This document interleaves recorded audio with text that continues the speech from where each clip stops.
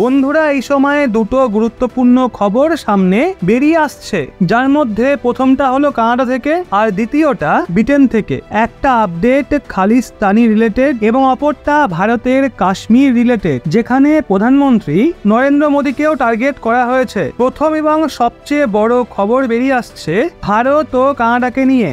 হরদীপ সিং নিজ্জারের বিষয়ে তো আপনার জানাই রয়েছে এবং তাকে হত্যার কারণেই ভারত ও কানাডার সম্পর্ক আজকের সময়ে সম্পূর্ণভাবে বরবাদ হয়ে গেছে। গত বছর 18ই জুন 2023 সালে হরদীপ সিং নিজ্জারের কানাডায় হত্যা হয়েছিল, যেই ঘটনা একটা বছর হয়েও গেল। তো এখন কয়েকদিন আগে যখন ভারতে রাত ছিল, তখন কানাডাতে 18ই জুন ছিল, কেননা কানাডা ভারতের থেকে 10.5 ঘন্টা পেছনে রয়েছে। তো খবর বেরিয়ে আসছে যে হরদীপ সিং নিজ্জার ডেথ অ্যানিভার্সারি 1 বছর পূরণ হওয়ার জন্য কানাডার সরকার নিজেদের পার্লামেন্টে মোমেন্ট অফ সাইলেন্স অবজার্ভ করেছে, অর্থাৎ সমস্ত পার্লামেন্ট এজেন্ট নিজেদের সিটের ওপর দাঁড়িয়ে কিছুক্ষণের জন্য মৌনব্রত থেকে হরদীপ সিং নিজ্জারকে শ্রদ্ধাঞ্জলি দিয়েছিলেন। আপনি আপনার স্ক্রিনে যে ক্লিপ দেখতে পাচ্ছেন সেটা কানাডার হাউস অফ কমন্সের, যেখানে স্পিকার এই বিষয়ে ঘোষণা করছেন আর তারপর সমস্ত রিপ্রেজেন্টেটিভ নিজেদের সিটের ওপর দাঁড়িয়ে হরদীপ সিং নিজ্জারের জন্য মৌনব্রত পালন করছে। এবং গুরুত্বপূর্ণ বিষয় হলো এই প্রস্তাবকে জাস্টিন ট্রুডোর পার্টি পেশ করেছিল, কিন্তু এর সাথেই একে প্যাটার্নের ওপর রাখার পূর্বে জাস্টিন ট্রুডোর পার্টি নিজেদের অ্যালায়েন্স এবং অপোজিশন বাকি পার্টির সাথেও এই বিষয় নিয়ে ডিসকাস করেছিলেন আর তারপরেই সিদ্ধান্ত গ্রহণ করা হয়েছিল যে হরদীপ সিং নিজ্জারের জন্য হাউস অফ কমন্সে এই ধরনের মৌনব্রত পালন করা হবে। এখন এই সম্পূর্ণ ডেভেলপমেন্ট থেকে এটা জানা যায় যে কানাডার প্রাইম মিনিস্টার জাস্টিন ট্রুডো একজন খালিস্তানি সাপোর্টার। হরদীপ সিং নিজ্জারকে তাই নিজেদের দেশের হিরো রূপে রিপ্রেজেন্ট করতে চাইছেন। এটা সেই হরদীপ সিং নিজ্জার যিনি ভারতের বিভিন্ন জঙ্গি হামলার সঙ্গে যুক্ত ছিলেন। এছাড়াও গুগলেতে এনার বিভিন্ন ফটো রয়েছে, যেখানে তিনি রাইফেলস এবং বিভিন্ন হাতিয়ার নিয়ে দাঁড়িয়ে রয়েছেন। ভারত তো কানাডাকে অনেকবার প্রমাণও দিয়েছিল এবং বলেছিল যে ভারতে বিভিন্ন জঙ্গি হামলার পেছনে এই হরদীপ সিং নিজ্জারের হাত রয়েছে, কিন্তু সেই সব বিষয়ের উপর বিশ্বাস করা তো দূরের কথা। কানাডার পার্লামেন্টের ভেতরে হরদীপ সিং নিজ্জারের জন্য মৌনব্রত পালন করা হচ্ছে। এখন যে অ্যাক্ট কানাডা করেছে, সেখান থেকে একটা বিষয় সত্যি বলে দেখা যাচ্ছে যে বিভিন্ন ধরনের আর্টিকেল পড়ে, এমনকি আপনিও অনেক সময় এটা শুনে থাকবেন, যেখানে বলা হয়েছে যেইভাবে আমেরিকা প্রথমে সোভিয়েত ইউনিয়নকে টার্গেট করে ও তাকে বিভিন্ন টুকরো করে বিভিন্ন দেশেতে ভাগ করে দিয়েছিল, এখন তারপর আমেরিকা আজকের সময়ে যেইভাবে চীনকে টার্গেট করছে, তো তার পরের নাম্বার ভারতের হবে। সোভিয়েত ইউনিয়ন যখন দ্রুতগতিতে অগ্রসর হচ্ছিল, তখন আমেরিকা ন্যাটোর বাকি সমস্ত দেশের সাথে মিলে কোল্ড ওয়ার স্টার্ট করে দিয়েছিল। সেই সময় আমেরিকা চীনকে ফুল সাপোর্ট করেছিল, কিন্তু যখন চীনের অর্থব্যবস্থা আমেরিকার কাছাকাছি পৌঁছাচ্ছে, চীনের সেনাবাহিনী যখন আমেরিকার বরাবরে হয়ে যাচ্ছে, তখন আমেরিকা কোয়াইট অ্যান্ড অ্যাক্সেসের মতো অ্যালায়েন্স চালু করে চীনকে টার্গেট করতে লেগে পড়েছে। এখনো পর্যন্ত আমেরিকা ভারতকে পুরোপুরিভাবে টার্গেট করা শুরু করেনি, কেননা চায়নাকে কন্টেন্ট করার জন্য আমেরিকার ভারতের সাহায্যের প্রয়োজন রয়েছে। কিন্তু এখন আমেরিকা ও তার সমস্ত অ্যালায়েন্স একসাথে মিলে ভারতের সাথে সাধারণ টুইস্টিং করা শুরু করে দিয়েছে। ডিপ্লোম্যাটিক ভাষাতে সাধারণ টুইস্টিং মানে হলো কোনো দেশকে ব্ল্যাকমেল করা, আর এই ব্ল্যাকমেল করা হচ্ছে খালিস্তানি ইস্যুর ওপর। এখন এমনটা মনে হচ্ছে যে আমেরিকার ভারতকে নিয়ে যে প্ল্যান রয়েছে তাকে ধীরে ধীরে অ্যাক্টিভেট করা শুরু হচ্ছে। একদিকে কানাডা হরদীপ সিং নিজ্জারের হত্যাকে নিয়ে টার্গেট করছে, অন্যদিকে আমেরিকা ভারতের ওপর অভিযোগ লাগাচ্ছে যে ভারতের এজেন্সি আমেরিকার ভূমির ওপর সিক ফর জাস্টিসের হেড গুরপাত্তওয়াল সিং পান্নুর হত্যার জন্য নিখিল গুপ্তাকে হায়ার করেছিলেন। এছাড়া অন্যদিকে অস্ট্রেলিয়াতে এই ধরনের নিউজ রয়েছে যে ভারতের এজেন্সি অস্ট্রেলিয়ার মধ্যে যথেষ্ট অ্যাক্টিভ হয়ে গেছে আর তারা সেখানে সেন্সিটিভ ডিফেন্স টেকনোলজিকে চুরি করার চেষ্টা করছে। এছাড়াও পলিটিশিয়ানের সাথে সাথে স্টেট পুলিশ সার্ভিসকেও টার্গেট করছে। এখন দেখতে গেলে এই তিন দেশ ফাইভ আইজ ইন্টেলিজেন্স অ্যালায়েন্সের অংশ।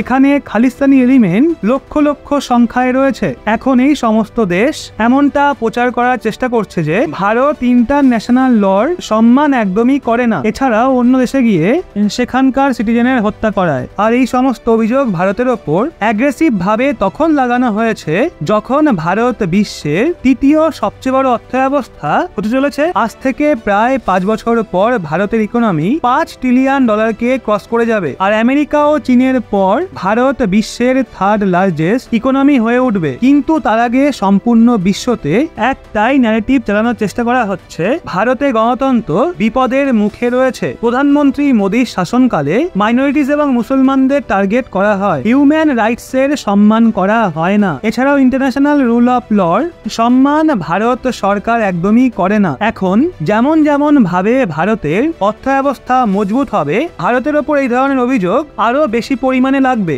আর খালিস্তানের যেই বিষয়ে এইসব দেশের হাত লেগে গেছে, এরা এর ব্যবহার করে ভারতকে ক্রমাগত টার্গেট করতেই থাকবে। এইসব চ্যালেঞ্জ থাকা সত্ত্বেও ইন্টারন্যাশনাল লেভেলের ওপর ভারতের একটা ইমেজ তৈরি করতে হবে, সম্পূর্ণ বিশ্বতে আমাদের নাম কামাতে হবে। তো তার জন্য ভারত সরকার, আমাদের বিদেশ মন্ত্রী ডক্টর এস জয়শঙ্কর মহাশয় এবং আমাদের যত ডিপ্লোমেট বিশ্বের বাকি সব দেশেতে রয়েছে, তাদের দিনরাত কঠোর পরিশ্রম করতে হবে। আশা করি ভারত এই সমস্ত চ্যালেঞ্জকে সাকসেসফুলি সম্পন্ন করতে পারবে। এবার আজকের যেই সেকেন্ড আপডেট রয়েছে সেইটা আসছে ব্রিটেন থেকে। গত কিছু বছরে ব্রিটেনের মধ্যে পাকিস্তানের ইনফ্লুয়েন্স যথেষ্ট বৃদ্ধি পেয়ে গেছে। আর এই বিষয়টা ক্লিয়ার হয়েছে ব্রিটিশ প্রাইম মিনিস্টার ঋষি সুনাকের পার্টির মেম্বার অফ পার্লামেন্ট অর্থাৎ তার এমপি লেটার থেকে। ব্রিটেন থেকে খবর আসছে যে ঋষি সুনাকের যে কনজারভেটিভ পার্টি রয়েছে তার একজন সাংসদ রয়েছে যার নাম মার্ক লুং, এরা ব্রিটেনে একটা পাবলিক লেটার জারি করে পরবর্তী আরো ইলেকশনের জন্য,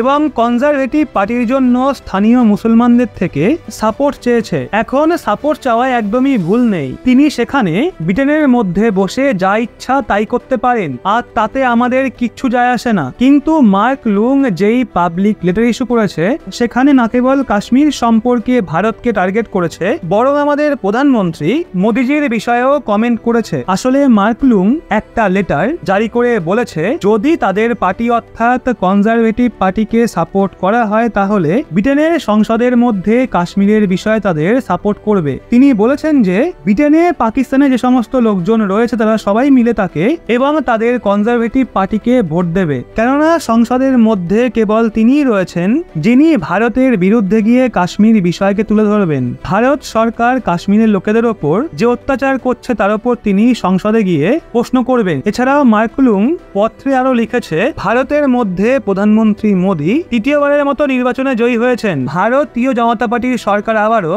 নির্বাচিত হয়েছে, যার মানে হলো পরবর্তী সময়ে কাশ্মীরের মানুষজনের জন্য আরো কঠিন হতে পারে। এর সাথে তিনি প্রধানমন্ত্রী মোদীর ওপর অভিযোগ লাগিয়েছেন যে প্রধানমন্ত্রী মোদী কাশ্মীরের লোকেদের সমস্ত বিশেষ অধিকার এবং বিশেষ স্থিতিকে শেষ করে দেবেন যদি ব্রিটেনে থাকা পাকিস্তানের লোক তাকে এবং তাদের কনজারভেটিভ পার্টিকে ভোট দেয়। তাহলে তিনি সুনিশ্চিত করবেন যে মোদী সরকার কাশ্মীরের লোকজনদের সাথে কোন রকম ভুল নীতি যাতে না গ্রহণ করতে পারে, আর তিনি তার জন্য সবসময় তাদেরকে সাপোর্ট করবেন। এই সমস্ত কথা বলেছেন ভারতের বিরুদ্ধে ব্রিটিশ প্রাইম মিনিস্টার ঋষি সুনাকের কনজারভেটিভ পার্টির একজন সিটিং এমপি। এখন বিষয় হলো ব্রিটেনের মধ্যে অ্যান্টি ইন্ডিয়া লবি যথেষ্ট স্ট্রং হয়ে উঠছে। অনেক সময় ব্রিটিশ পার্লামেন্টের মধ্যে ভারতের কাশ্মীরের বিষয়টা নিয়ে ডিসকাস করা হয়ে থাকে, আমাদের এখানে মুসলিম মাইনরিটির সাথে কেমন ব্যবহার করা হচ্ছে এই সব ডিসকাস করা হয়ে থাকে। আপনি কখনোই শুনবেন না যে ব্রিটেনে কোনো ঘটনা ঘটেছে আর আমাদের লোকসভাতে তা নিয়ে কোনো প্রকার ডিবেট বা ডিসকাশন চলছে বলে। পরবর্তী কয়েকদিন পর 4ই জুলাই ব্রিটেনে নির্বাচন হতে চলেছে। ব্রিটেনের মধ্যেও ভারত বিরোধী আওয়াজ সেখানে যথেষ্ট বৃদ্ধি পেয়ে গেছে। এছাড়াও কাশ্মীর সংক্রান্ত বিষয়ে ভারতকে টার্গেট করা হচ্ছে। এছাড়া যত মেজর ওয়েস্টার্ন দেশ রয়েছে যেমন আমেরিকা, কানাডা, ব্রিটেন, অস্ট্রেলিয়া, এখানে ইমিগ্রেন্টের সংখ্যা অনেক বেশি, আর সেটা এতটাই বেশি যে সেখানে সমস্ত পার্টি এই বিষয়টাকে ভোট ব্যাংকের মতো ব্যবহার করে থাকে। জাস্টিন ট্রুডো জানা রয়েছে যে খালিস্তান বিষয়ে শিখ ধর্মের লোক ভীষণ সেনসিটিভ, সেই জন্য খালিস্তান মনোভাব কানাডার জন্য প্রচন্ড গুরুত্বপূর্ণ একটা ইস্যু। এই জন্য তিনি তার সুযোগ নিয়ে সিখ ফর ব্র্যান্ডকে টার্গেট করছে। অন্যদিকে ব্রিটেনে পাকিস্তানি অরিজিনের মুসলিম সংখ্যা গত বছরে অনেক বেশি বৃদ্ধি পেয়ে গেছে, এই জন্য সেখানে কনজারভেটিভ পার্টি মুসলিম ভোট ব্যাংককে টার্গেট টার্গেট করা শুরু করে দিয়েছে। অন্যদিকে ভারতীয় ভোটারদের নিয়ে কোনো যায় আসে না যে কোন পার্টি আসছে বা কোন পার্টি যাচ্ছে, তাদের কেবলমাত্র সেই সরকার চাই যে ইমিগ্রেন্ট ফ্রেন্ডলি হবে, বেশি পরিমাণে যারা গ্রিন কার্ড অফার করবে। তাই আমেরিকাতে ভারতীয় লোকজন অলমোস্ট জো বাইডেনের ডেমোক্রেটিক পার্টিকে ভোট দিয়ে থাকে ও তারপর তাদের কোনো যায় আসে না যে জো বাইডেন খালিস্তান বিষয়কে নিয়ে ভারতকে টার্গেট করছে বা মুসলিম মাইনরিটি ও হিউম্যান রাইটস এর বিষয়ে প্রধানমন্ত্রী মোদীর ওপর কোনো প্রকার অভিযোগ আনছে। কিন্তু এই সব সমস্যার সম্মুখীন তো হতেই হবে, যার জন্য সবচেয়ে গুরুত্বপূর্ণ ভারতে মজবুত সরকার থাকা, যে বিদেশি ক্ষমতাগুলোর সাথে মজবুতভাবে লড়াই করবে। তো আজকের ভিডিওতে এতটাই। ভিডিওটা ভালো লাগলে অবশ্যই একটা লাইক এবং চ্যানেলটা সাবস্ক্রাইব করে আমাদের সঙ্গে থাকবেন, আর পারলে প্রচুর পরিমাণে শেয়ার করবেন।